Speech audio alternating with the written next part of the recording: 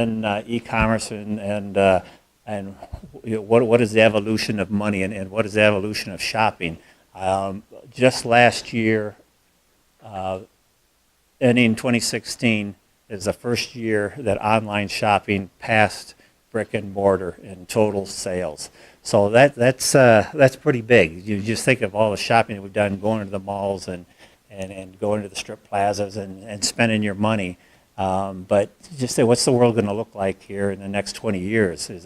Is most of our going out going to be more social oriented? I don't think restaurants are going to go away, but more of the fun kinds of places for entertainment. So if you look at that, if you didn't look at that left side there where it says 2008, and I told you that Best Buy did $14.5 billion, or their market cap is 14.5, you think that's pretty good. But when you compare it to, to 2008, and it's half of what it was, I mean, that's kind of a scary figure, right? I remember when they were having some of those problems, and they've dropped in sales. Macy's, didn't it just come out here in the last couple of weeks that they're closing 200 stores? I don't really know what's going on with Kohl's. Sears, I mean, I think it's pretty obvious what's going on with Sears. It's a pittance of what they used to be, and in 27 billion, I think they were worth probably twice that at one point. So and look at that big thing on the bottom there called Amazon, and a market cap value of $351 billion compared to what they used to be. So there's a change in the air.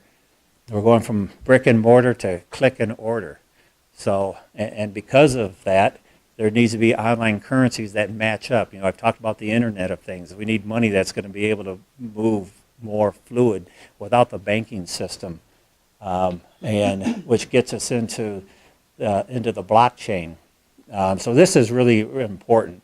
The blockchain, as the word internet, you know, everybody knows the word internet, very familiar with it. I'm telling you right now, and I read this more than once, they're saying that the word blockchain will be exponentially bigger than the internet ever was, and what the blockchain is and what the blockchain will do. So let's just start out a little bit, and really on the left side there, you see a centralized, decentralized, and distributed models. Really not to talk about the middle one, but the left two. Right now, if we're moving money from one person to another, or one entity to another, we're in the centralized model. So if I'm going to send you money, we're going to go through a credit card or some sort of intermediary, or we're going to go through a banking system. And even though that transaction may happen in the next few minutes or next few days, it's still going to go through that bank. So we're going to that centralized control. They're going to clear that transaction, and then somebody's going to get paid on the other end of that. And of course, there's fees. There's pry and eyes. And it's not safe. How many of the credit cards and companies and different businesses have been hacked in the last 4 or 5 years? Home Depot was one. What was another one? Hacked. There's another big one in that same period here a few years ago. So we're moving to a distributed ledger model. So this is a peer-to-peer. If you look at this, we can transact business from you to me without a bank, without prying eyes, and it's peer-to-peer. Nobody knows about it except for you and I. And in most cases, there's no fees. Now, if somebody takes, for example, cryptocurrency at a retail environment, yeah, there's going to be a small fee, but it's going to be usually under 1%. But right now, anybody that takes dollars or takes credit cards or has a bank intermediary, they're being charged anywhere from 2.5% to 3%, depending on their negotiated rates. So if those fees are less, somebody's going to save money. The merchant's going to save money. Hopefully, the consumer is going to save money also. So, in that respect, it's brilliant. So, what are the opportunities? You can get in cryptocurrency. You can invest in it. You can be an early adopter in it. You can be a user. You can do that with Bitcoin right now. You can, as I said earlier, you can get in and you can speculate with it. You can get in and convert and go spend it a lot of places. Again, we talked about the peer-to-peer transactions. Investment, we talked about that. So what my challenge to you is to engage in cryptocurrency, because, as I said, you're going to get caught up in it, and it's going to meet you sooner than you think. So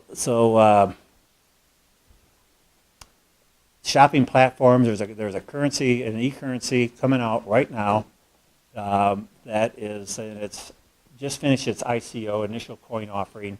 It's up at 4 cents a coin, and it's going to go public here in the next couple of weeks. But what they've done is they've set themselves up to, as you go shopping, you use a platform on your phone, and there's 4,500 stores that are already set up that will take payment from you, and what you will get is you'll get rebates back. You'll get it in a cryptocurrency. So with that cryptocurrency, what can you do?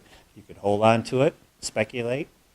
You can put it on the exchange after 30 days, sell it if you want, or you can go on and use the cryptocurrency and spend it at 4,500 locations. So there's nothing else that's been done like that. So that's something that's coming as far as the usability of a cryptocurrency, and that one is promising to be the first usable, fully usable cryptocurrency. So there's other opportunities to get in. You can invest in. You can get in different trading platforms. I told you one way is just getting into Coinbase and converting dollars to Bitcoin or Ethercoin. There's trading platforms that you can get into. There's one that trades. There's one that trades the top 10 public cryptocurrencies. There's another that trades the top 20 public cryptocurrencies. So there's different opportunities to get into it. There's different kinds of exchanges. The Winklevoss twins, they were part of the founders of Facebook, and Zuckerberg bought them out, which is another story. But they took a lot of that money that they made off of Facebook, and they invested heavily into Bitcoin. Millions, and they're worth millions and millions just in Bitcoin alone. So they had something called an ETF that was just turned down by the SEC here last week, electronic futures trading. That didn't happen, but it really didn't affect Bitcoin. So, but anyhow, so there's huge opportunities, a lot of money in it, lots of opportunity. You could read nonstop in cryptocurrency and the blockchain for the next year and a half, and you wouldn't be caught up. So there's lots of opportunity to get in this thing. But I will tell you that the blockchain, and let me just kind of finish up on the blockchain a little bit. The blockchain will bring power back to the individual, because the blockchain is transparent, it's immutable. Anything that's put on the blockchain cannot be changed off the blockchain. You cannot break into the blockchain. And the blockchain is everybody that's on the system that's using it. So if I'm doing a transaction from me to you, you're on the system, you're using it. Everything's distributed through computers around the world. Cannot be broken into. Now you can go in and read stories about things being hacked in cryptocurrency, but nothing has ever been hacked in the blockchain. You can hack phones, you can hack computers, steal records, kinds of things, and there's safeguards for that. But the blockchain is not hackable. Yes, it can be hacked, but you need the computing power, so much computing power, and you need such a little window of opportunity to do it that and it would still be caught by the whole system. So it's just virtually impossible to break. So moving forward in the blockchain, as I said, is immutable. It's transparent. You can see all the transactions. You can, especially in Bitcoin, you can just go online and look at the transaction. You're not going to see anybody's name, but you'll see that the transactions are all the verified transactions that are happening. And it happens on an average every 5 minutes in Bitcoin. Other cryptocurrencies are doing it in about a minute. But you're going to see all sorts of records on the blockchain. You're going to see medical records. At some point in your lives, you're going to see your own medical records, have access to your own medical records. You're going to own your records. They're yours, not the hospitals, not the doctors. They are yours. You're going to give permission for them to look at your records. And there may be somebody doing a research on heart disease, and it'll be, and you'll be able to make a decision on what part of the record that you will allow the researchers to look at. So you're going to see voting eventually on there. You're going to see contracts and land deeds and property titles are on there. So it's gonna level out the playing field as far as trust goes. You know, we live in a world of distrust. We don't trust the banks. We don't trust the government. We don't trust people making decisions that we vote them in to do, and then they screw things up, and then we want to vote them out and get in the next one. So it goes on and on and on. But so again, you know, this is really a grassroots movement. It's a velvet revolution, if you will, but it is a huge game changer. It is. There's books. There's many books to read. There's all sorts of videos